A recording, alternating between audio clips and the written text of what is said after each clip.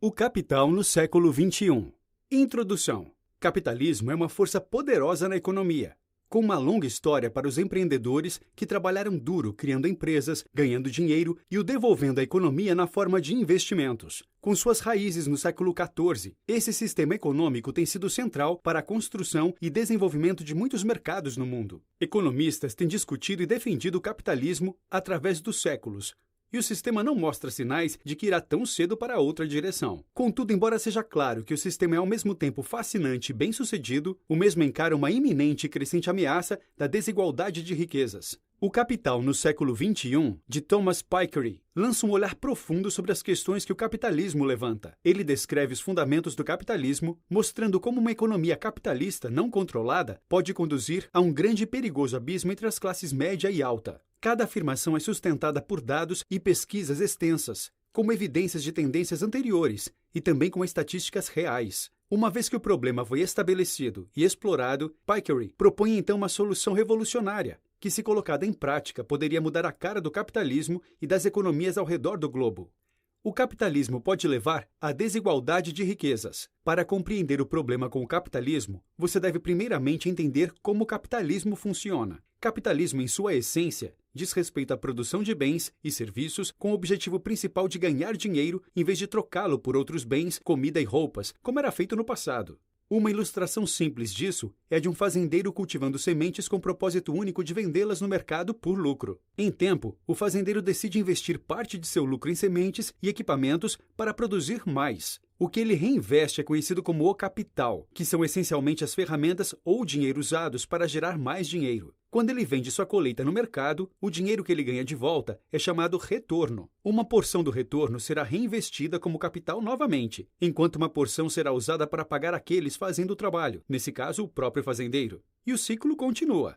Com o passar do tempo, o fazendeiro pode começar a pensar em sua taxa de retorno, que é o lucro que ele recupera de seus investimentos expresso em uma porcentagem. Quando a operação do fazendeiro começa a ficar mais rentável, ele pode escolher contratar mais trabalhadores para aumentar sua força de trabalho e, assim, sua produtividade. Isso significa que ele precisará gastar mais dinheiro com a mão de obra, mas agora seus retornos também devem ser muito maiores. Contudo, se os lucros do fazendeiro começam a crescer mais rápido que sua operação, seu capital não será necessário. Como alternativa, o excesso de dinheiro irá diretamente para seu bolso e a desigualdade de riquezas começa a se desenvolver. Os mesmos princípios que se aplicam ao fazendeiro se aplicam ao resto da economia. Se a taxa de retorno continua crescendo, mas a economia não cresce com ela, os donos e as organizações acabam gerando uma quantidade desproporcional de riqueza para salvar o capital. Enquanto é verdade que essa riqueza pode ser frequentemente transferida para o capital e usada para criar novos empregos, o resultado final é que, em última análise, uma porcentagem muito pequena de pessoas detém uma porcentagem muito grande das riquezas de uma economia. Adicionalmente, ser a força principal por trás do capital dá aos donos grande poder sobre a criação de empregos. Quando se trata de planejar o futuro de nossa economia, colocar quantidade significativa de poder sobre tantas pessoas na mão de um grupo tão pequeno pode ser considerado perigoso. Entender taxas de crescimento é a chave para entender o problema. A menos que mudanças sejam feitas, o desequilíbrio de poder só piora com o tempo. Uma economia global constantemente crescente é saudável, mas a taxa na qual os mercados do mundo crescem precisa permanecer similar à taxa na qual seu retorno de capital aumenta. Nós chamamos essas taxas de taxa de crescimento e taxa de retorno sobre o capital, respectivamente. Se a taxa de retorno está fora da escala da taxa do crescimento, acontece desequilíbrio financeiro, seguido pela desigualdade social. Esse é um problema que precisa de uma solução imediata, visto que até mesmo o menor abismo pode com o tempo crescer a proporções perigosas. Isso é melhor visualizado comparando o crescimento do mercado ao crescimento da população. Se a população do mundo crescesse a uma taxa de por volta de 1% a cada ano, o número de humanos nesse planeta cresceria de um pouco mais de 500 milhões nos anos 1700 para um excesso de 7 bilhões em 2012. Embora uma taxa de 1% não pareça muita coisa a princípio, ela cresce exponencialmente, alcançando grandes números com o tempo. O mesmo princípio se aplica diretamente ao capitalismo e demonstra o grande problema da forma com a qual ele trabalha atualmente. Se há uma diferença pequena, mas constante, entre a taxa de retorno sobre o capital e a taxa de crescimento, o desequilíbrio irá se inclinar fortemente em favor dos atualmente ricos. Embora leve bastante tempo, os resultados são inevitáveis. No fim, permitir o crescimento desigual gera um desequilíbrio social perigoso que só piora com o tempo. O perfil do capital nacional dos países muda a cada século. Simplificando, capital nacional é a soma do capital doméstico de um país, ativos que eles possuem em seu próprio solo, e seu capital internacional, ativos que eles possuem em outros países. O capital tem aumentado e diminuído ao longo das décadas, mas possivelmente a mudança mais notável tenha sido em sua natureza. No passado, a terra era o mais importante tipo de capital, mas deu lugar a ativos industriais e de habitação. Historicamente, França e Reino Unido encontraram grande valor nos ativos internacionais, mas grandes eventos globais, como guerras mundiais e a Grande Depressão, começaram a exaurir o valor desses ativos. Até 2010, as participações estrangeiras desses dois países eram quase inúteis. Capital doméstico pode também ser dividido em ativos públicos e privados. Esses dois compartilham uma relação inversamente proporcional. Perdas em ativos públicos frequentemente significam ganhos em ativos privados e vice-versa. Isso significa que mudanças no capital público e privado frequentemente não significam mudanças no capital doméstico nacional, mas compreender a diferença entre os dois é importante. Os ativos públicos de um governo são sempre não financeiros, como no caso de prédios e estruturas governamentais, ou financeiros, o dinheiro em caixa do Estado. Ativos privados são simplesmente ativos que não são negociados publicamente. O capital não foi a única coisa que mudou. A maneira com a qual os governos lidam com suas dívidas também mudou ao longo da história. Mas alguns dos métodos antigos tiveram efeitos não intencionais no mercado. Inflação, na qual os preços dos bens aumentam. E empréstimos privados, no qual o governo pega empréstimos de cidadãos ricos particulares, são ambos métodos comuns de lidar com a dívida pública, e ambos apresentam soluções efetivas. Infelizmente, esses métodos são bastante brutais para as classes trabalhadoras, com o primeiro reduzindo o poder de compra e o último devolvendo o poder para os que já são ricos. Embora ambos os métodos estejam em declínio na Europa, seus impactos já podem ser sentidos. Enquanto os mercados se recuperam, a distribuição desequilibrada de riquezas ainda é um fator real e presente. A primeira lei fundamental do capitalismo nos ajuda a encontrar a renda nacional e mais. Para verdadeiramente entender as complexidades do capitalismo global, é preciso compreender sua história e teoria e examinar cuidadosamente as tendências atuais. A primeira e a segunda leis fundamentais do capitalismo são fórmulas que percorrem um longo caminho para explicar o comportamento dos mercados ao longo do tempo, e fazem um ótimo trabalho simplificando a história e tornando os problemas reais mais claros. A primeira lei fundamental do capitalismo diz que renda nacional, alfa, é igual à taxa de retorno sobre o capital, R, multiplicada pela taxa de capital sobre o rendimento, beta. Simplificando, a fórmula fica assim: alfa é igual a R vezes beta. Essa pequena fórmula é poderosa, tornando incrivelmente simples calcular a renda nacional, que é o rendimento total recebido por todos em um país. Como exemplo, se você sabe que a taxa de capital sobre rendimento, a taxa que demonstra quanto capital pode ser recebido com um ano de renda, é 5:1, com 4% de taxa de retorno sobre o capital, a renda nacional é de 20%. Essa lei é bastante útil para encontrar a renda nacional, mas é também incrivelmente versátil e pode ser utilizada para encontrar também suas variáveis. Por exemplo, se você está procurando pela taxa de retorno atual e você sabe a renda nacional e a taxa de capital sobre rendimento, encontrar sua resposta é tão simples como substituir os números em sua fórmula. Como a taxa de retorno é a medida da quantidade de retorno recebida dos investimentos, é uma estatística muito importante. Por tornar simples o cálculo da taxa de retorno, a primeira lei fundamental do capitalismo é uma ferramenta poderosa. A segunda lei fundamental do capitalismo nos ajuda a entender a dinâmica do capitalismo. A segunda lei fundamental do capitalismo diz que a taxa de capital sobre rendimento, beta, é igual à taxa de poupança, S, dividida pela taxa de crescimento econômico, G. Sua fórmula é descrita assim: beta é igual a S sobre G. Por exemplo, se uma economia poupa 20% de seus rendimentos e tem uma taxa de crescimento de 4%, a proporção capital-rendimento será de 5:1, ou 500%, para o valor da renda de cada ano. Isso ilustra bem o principal problema. Se um país poupa muito, mas não cresce a uma taxa alta o suficiente para garantir essa economia, então o resultado será um excesso de capital, que é distribuído então para aqueles que já possuem riquezas. Você pode ver quão importante o crescimento é para a economia simplesmente aumentando em 1% a taxa de crescimento no exemplo acima. A proporção capital sobre rendimento cai para 4:1, uma queda significativa.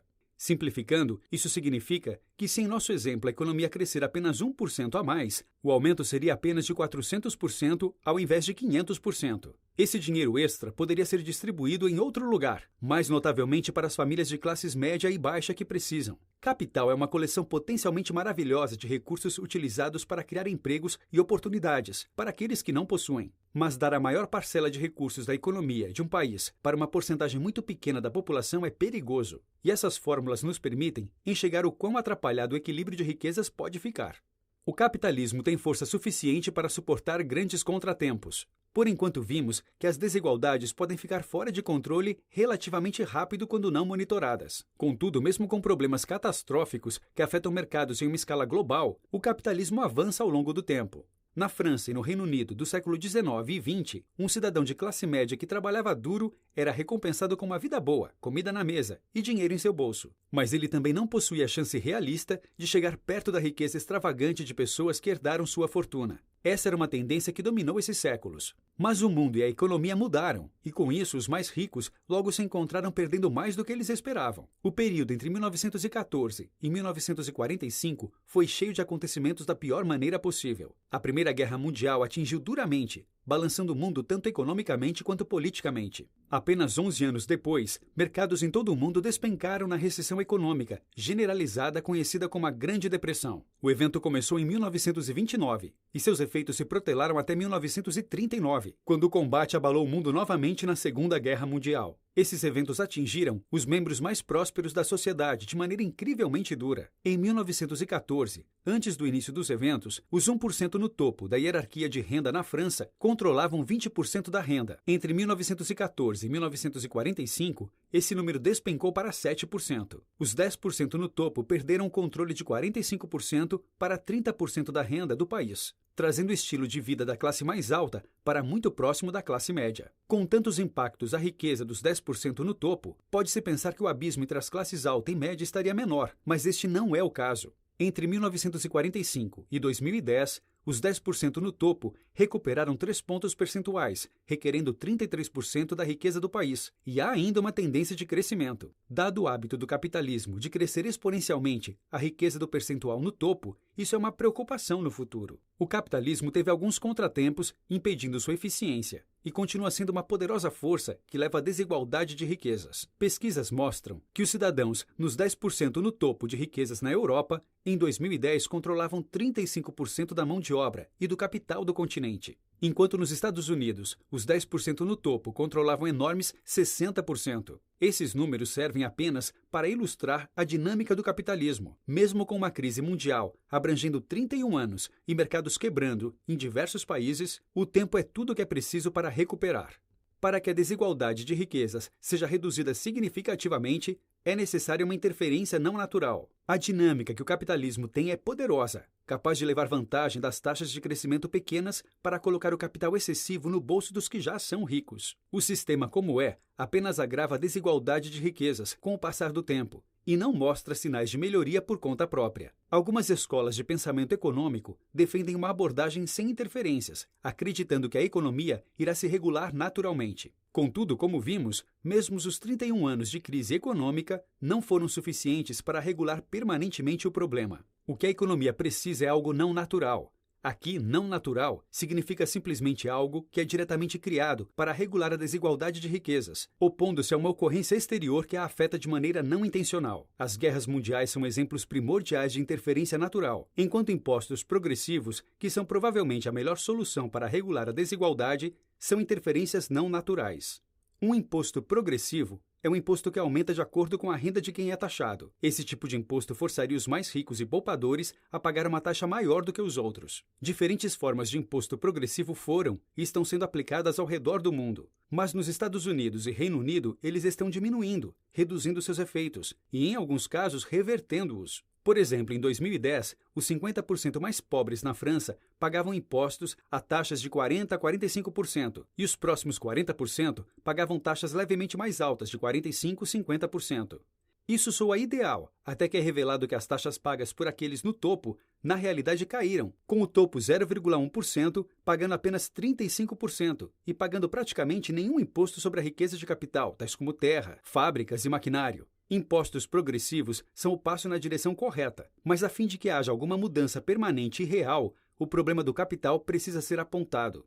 Um imposto global que incide sobre o capital resolve muitos problemas. Com os bens de capital comumente livres de impostos, alguma coisa inteiramente nova precisa ser criada para combater os problemas gerados pelo capitalismo. Um novo e progressivo imposto global sobre o capital resolve esses problemas, inibindo o poder do capitalismo sobre a desigualdade e permitindo maior equilíbrio. Fazer isso seria um processo longo e vigoroso, incluindo a elaboração de um planejamento de imposto satisfatório para o mundo todo. Mas os esforços envolvidos na criação de uma ferramenta feita especificamente para regular a desigualdade de riquezas valeria a pena. Para alcançar isso, um alto nível de transparência financeira seria requerida, permitindo que as informações bancárias gerais dos países e indivíduos fossem monitoradas.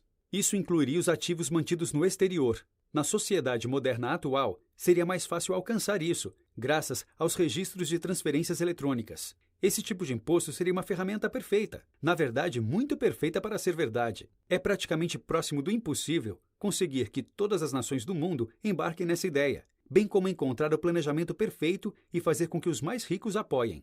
Na realidade, o planejamento tomaria um tempo longo e impraticável, e os membros mais ricos da sociedade perderiam tanto que jamais concordariam com essa ideia. Um imposto global progressivo sobre o capital é um conceito utópico, mas isso não significa que não vale a pena considerá-lo como uma meta para a qual se direcionar. Ter uma ideia da perfeição permite aos economistas e governos do mundo todo ver como um mundo com uma desigualdade drasticamente menor seria, e se transforma então em uma forte referência para futuras políticas. Notas finais. O que começou como um sistema que ajudava gerentes a colocar seu dinheiro de volta na economia, cresceu de maneira quase opressiva. Agora, sonhos de riquezas e fortuna são praticamente impossíveis para cidadãos de classe baixa e média em muitos países ao redor do globo. A desigualdade de riquezas é espantosamente alta e alguma coisa precisa ser feita. Essas não são apenas teorias. Estudos cuidadosos de história revelam o poder da dinâmica do capitalismo, mesmo diante das piores catástrofes financeiras na história e duas das maiores guerras que o mundo já viu. Os fatos mostrados apontam para uma conclusão. Desigualdade de riquezas não é um problema que irá se resolver sozinho. Precisamos de mudanças na política que foquem diretamente nos problemas principais para acabar com o abismo e nivelar o campo de jogo novamente. Quando olhamos para os problemas do capitalismo, torna-se claro que um imposto progressivo é a melhor solução. Mas em muitos países, esse tipo de imposto não afeta o capital, que é muitas vezes isento. Portanto, Thomas Piketty sugere que o imposto progressivo deveria ser aplicado diretamente ao capital, globalmente. Isso seria acompanhado por novas leis de transparência. Embora esse modelo seja irrealista, ele demonstra uma ideia para uma economia perfeita. Uma economia em que a desigualdade de riquezas é mínima e as classes trabalhadoras têm uma chance de se tornar ricas através do trabalho duro. Dica do 12 minutos. Gostou deste microbook? Confira nossos microbooks sobre dinheiro e investimentos e economia e veja como usar o dinheiro a seu favor no microbook Os Segredos da Mente Milionária.